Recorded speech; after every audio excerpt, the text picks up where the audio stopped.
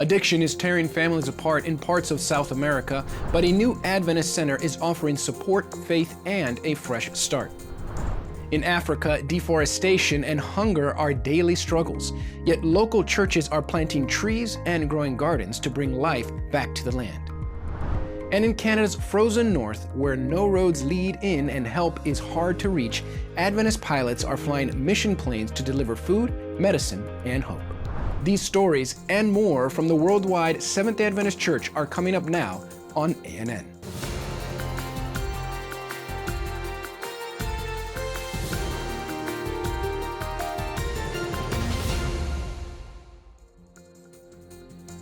We begin this edition of ANN News by heading straight to Canada, a first world country yet home to vast regions of extreme isolation. Harsh climates, sprawling lands, and entire communities cut off from even the most basic services. Despite the country's wealth, thousands of people live hours away from the nearest hospital. There are no roads, no regular access to food or medicine. To many, these are just forgotten dots on the map. But for those who live out Jesus' call to serve, these places are a priority. Through Adventist World Aviation, a supporting ministry of the Seventh-day Adventist Church, flights cross frozen regions carrying more than supplies. They carry hope. In the remote regions of Canada, where roads don't reach and access to basic services is limited, flying isn't a luxury. It's a matter of survival. In this report, Adventist News Network follows the work of Adventist World Aviation, a mission bringing physical and spiritual support to some of the most isolated communities.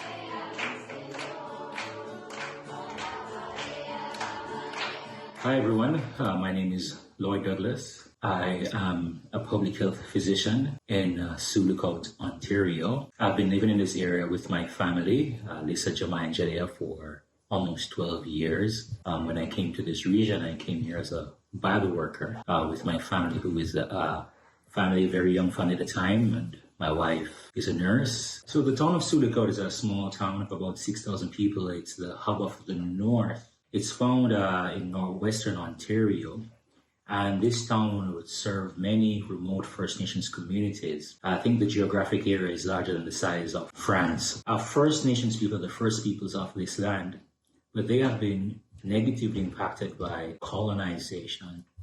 You know, some of the atrocities that they have faced over the years, like the residential school system, the 60s school, the intergenerational trauma from that time continues. And today we are seeing the impacts of that, the impact on the family, the impact on the community. You know, the residential school system that we talked about, many kids were hurt. So now coming to this area and presenting Christ, we have to overcome those barriers, and we have to do that in a loving way. Another challenge is that the area is very vast, and we have remote communities, many of them flying communities. So the harvest is ripe, but the laborers are few. You know, we are 21 hours drive north of Toronto. We have many people, believers in Toronto, but very few would come to the north. A partnership between the Ontario Conference of Seventh-day Adventists and Adventist World Aviation is a no-brainer for me. These communities are fly-in remote communities. Therefore, you need a plane to fly to these communities. And I'm so happy that we have a plane, Wings for Humanity, doing this work. We know we have had a number of flights bringing in. I remember being on a plane and we're taking food in and other supplies in. And that's the way in which we can reach these communities. For AWA, each journey is more than a destination. It's a divine appointment to serve, uplift, and inspire. The effects of the climate crisis are no longer future predictions. They're today's reality. Wildfires, prolonged droughts, floods, and crop failures have turned global communities into emergency zones. But instead of just reacting, ADRA has taken a different approach, cultivating solutions. In northern Canada, the city of Yellowknife faced historic wildfires and widespread soil contamination. In response, ADRA launched urban gardens using planter boxes to help families restore food security and bring green back to the landscape. The initiative inspired a national campaign promoting sustainable gardens focused on health and environmental awareness. In Zambia, where drought threatens the survival of entire communities, the answer came in the form of seeds, tools, and hands-on training. Today, family and community gardens provide food and knowledge to those who once relied only on rainfall, a response born from faith in a shared, urgent responsibility. Some families harvested what they planted with their own hands for the very first time. A simple act, but a revolutionary one. In Mozambique, the work starts with education. Children and parents learn how to prepare the soil and plant native seedlings. The goal is more than reforestation. It's about raising a generation that cares for the land with awareness and intention. Because protecting creation goes beyond environmental practice, it's part of a divine calling for all of God's children. And in the mountains of Honduras, where wheat can no longer withstand the drought, sorghum seeds are transforming both the land and local diets. Needing less water and offering more nutrition, this simple shift is saving crops, feeding families, and restoring hope through God's care, responding to those who choose to serve. In a world marked by natural disasters and environmental decline, ADRA is exercising humanitarian response and spiritual responsibility, helping communities heal, thrive, and move forward. In southern Ecuador, a man who once struggled with addiction took a bold step and created a recovery center that offers both social and spiritual support. Fulton Marrow is 60 years old, and his past was marked by addiction. Moved by his own journey, he sold everything he had to establish the Seventh-day Adventist Social Help Center in southern Ecuador. Over the past 3 years, the center has welcomed 80 individuals. 60 of them have been baptized and are now living a new life of faith. Despite limited resources, Fulton built a vegetable garden to help feed the residents. On weekends, he receives direct support from the Seventh-day Adventist Church, with volunteers mobilizing from the Mission District in the city of Manta. But this place offers more than shelter. It's a space for recovery, spiritual growth, and transformation. Fulton says he learned from Jesus to be a light in the world, and he's been just that for dozens of people who've chosen to leave addiction behind and walk a new path with God. Today, the Beadle Center stands as a symbol of concrete action in the fight against addiction. Coming up from Indonesia, a sea journey that nearly ended in tragedy. A pastor, government health professionals, and 4 hours adrift in the open water. What seemed like the end became a testimony many now call a miracle. A jukung is a traditional Indonesian boat. The jukung in this story looked like any regular jukung. It wasn't a special color. It wasn't a special length. It didn't have a special engine. But it had a special passenger. Pastor Edward saw the jukung arrive at the island where he lived. He saw government medical workers get off the boat and visit his village. Then he saw the medical workers preparing to leave on the jukung. He asked where they were going and learned that they were traveling to an island where he wanted to go. On the island lived 3 Seventh-day Adventist families who didn't have their own church. They also didn't have their own boats to travel to an island with a church. They met in one of their homes to worship on Sabbath. But now it was the end of the quarter, and they wanted Pastor Edward to come and worship with them. Pastor Edward didn't have a boat of his own, so he asked the medical workers if he could travel with them on their jukung to the island. They agreed, and the jukung set off Friday afternoon. The jukung sped across the surface of the water. The wind felt good on Pastor Edward's face. He looked forward to worshiping with the villagers, but then a storm struck. The rain fell hard. The wind blew fiercely, but the boat kept speeding through the rough waters. Suddenly, the vroom stopped. The engine fell silent. Pastor Edward and the medical workers and the boat captain looked at one another. All they could hear was the pounding of the rain and the howling of the wind. The boat captain yanked on a cord to try to restart the engine. Nothing happened. He tried again. Yank, yank. nothing happened. The Jukung stopped speeding across the water. Now it was at the mercy of the wind and the waves. It tossed back and forth like a cork in the water. An hour passed, then 2 hours, 3 hours, 4 hours. The medical workers were scared. All were crying. They had heard stories about boats sinking in storms, and they were afraid that they were going to die. One woman, who wasn't a Christian, remembered that Pastor Edward was a Christian who believed in Jesus, and she begged him to pray for the Jukung. At that moment, Pastor Edward heard a voice. The voice was soft and gentle, yet he could hear it above the roar of the rain and wind. It said, "Tell the boat captain to connect the fuel hose to the other fuel tank." On the Jukung were 2 fuel tanks, a regular fuel tank and a backup fuel tank for emergencies. The tanks provided fuel for the boat engine to run. Pastor Edward was surprised to hear the voice, but he didn't argue. He felt like he had to obey.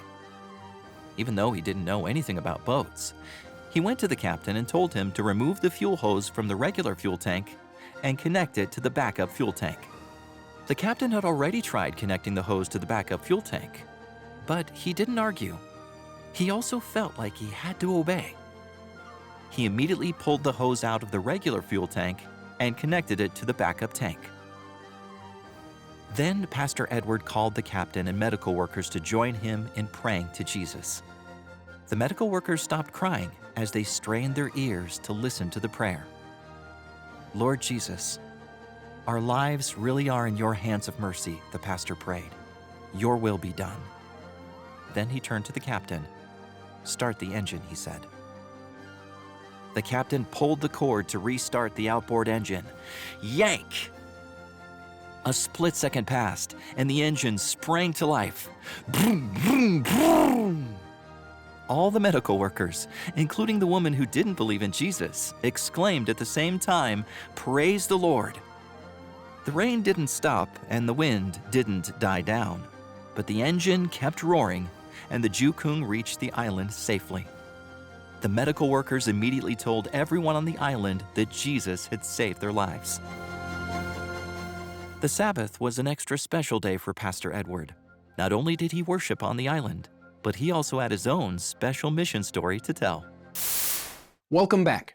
We continue with a special event that inspires prayer, service, and confidence in God's purpose for the city of St. Louis, United States. As the 62nd General Conference session of the Seventh-day Adventist Church approaches, members and local leaders are preparing for a global spiritual movement. St. Louis, Missouri, will soon become the epicenter of spiritual revival and global decision-making for the Seventh-day Adventist Church. From July 3rd to 12th, 2025, the city will host the 62nd General Conference session, the church's largest and most significant global gathering. More than 2,800 official delegates from around the world will assemble to vote on administrative matters and elect church leadership for the next 5 years. Over 100,000 attendees are expected to visit the America's Center Convention Complex during the 10-day event, which features business sessions, inspiring worship, dynamic musical programs, and an expansive exhibit hall.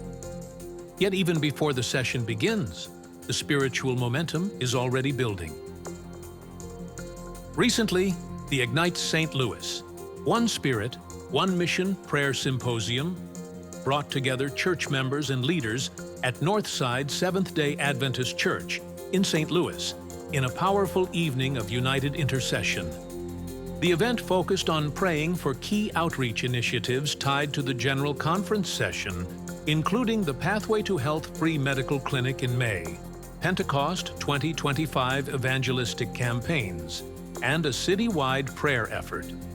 Keynote speakers Chidi Kaijui, Alexander Bryant, President of the North American Division, and international evangelist Mark Finley, called attendees to bold, Spirit-led prayer and faithful service.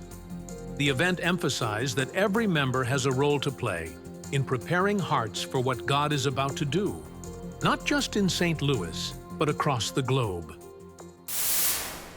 In Panama, hundreds of young Seventh-day Adventists dedicate their vacation to mission through the Jabez Identity Project.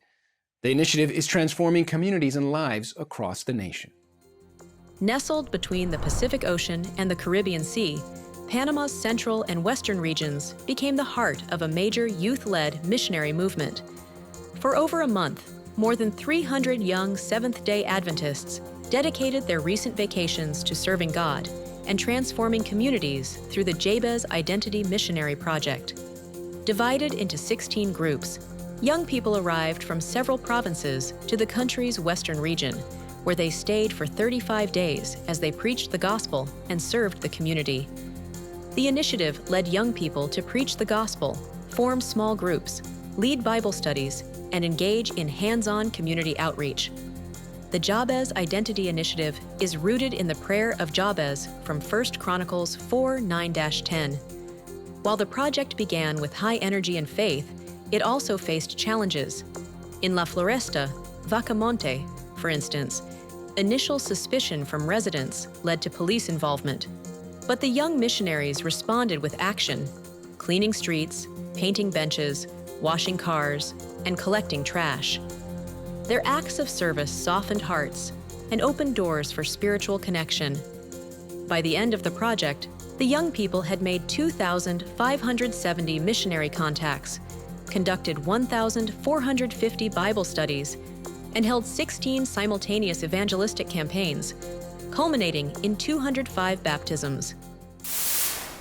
Youth engagement, Adventist heritage, evangelism, and health initiatives strengthen the Church's mission across the Euro-Asia region.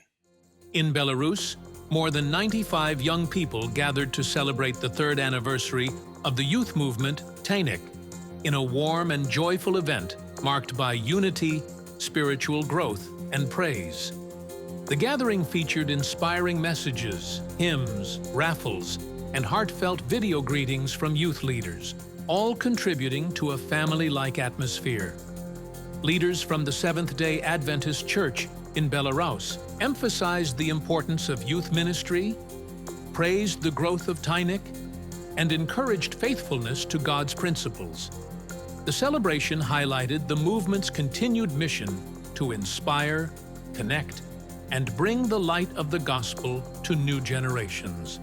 A forum held in Kazan brought together approximately 130 participants from various regions of Russia to explore the history and heritage of the Seventh-day Adventist Church, with a special emphasis on the literary and spiritual legacy of Ellen White.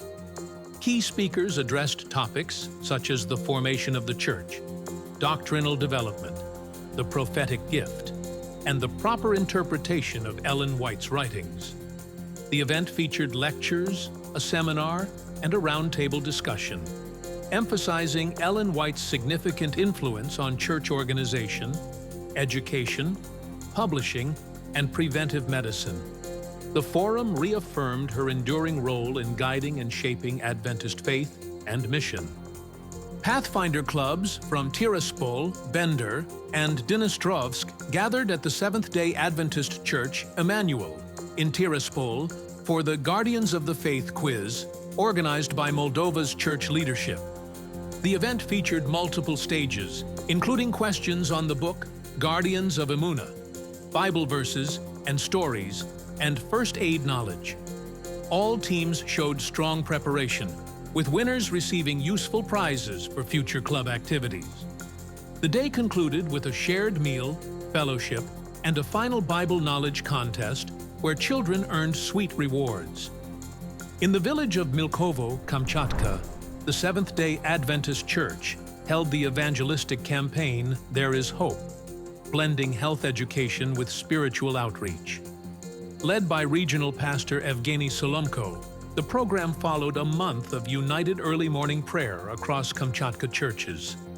The initiative included an art cafe event, spine health lectures, Nordic walking sessions, and free massage therapy, all paired with Bible messages emphasizing spiritual well-being and hope. Local missionaries and church members contributed through promotion and hands-on support. As a result, community interest grew, and guests expressed gratitude while several accepted the invitation to begin Bible studies. Organizers credited God's guidance and the united support of churches across the region for the campaign's success. More than 60 young people have launched into the 1 Year in Mission program in Argentina, dedicating their time and energy to supporting and uplifting communities in different parts of the country. The 1 Year in Mission program began its new cycle in Argentina with intensive training aimed at preparing volunteers for service projects across the country. According to Pastor Carlos Campitelli, youth leader of the Seventh-day Adventist Church for the South American region, the program focuses on developing young people's skills and encouraging a generation committed to making a positive impact in their communities. Nearly 60 young people, mainly from Argentina, with others from Brazil, Peru, and Nicaragua, joined the program, many of them pausing their studies or jobs to commit to a year of service.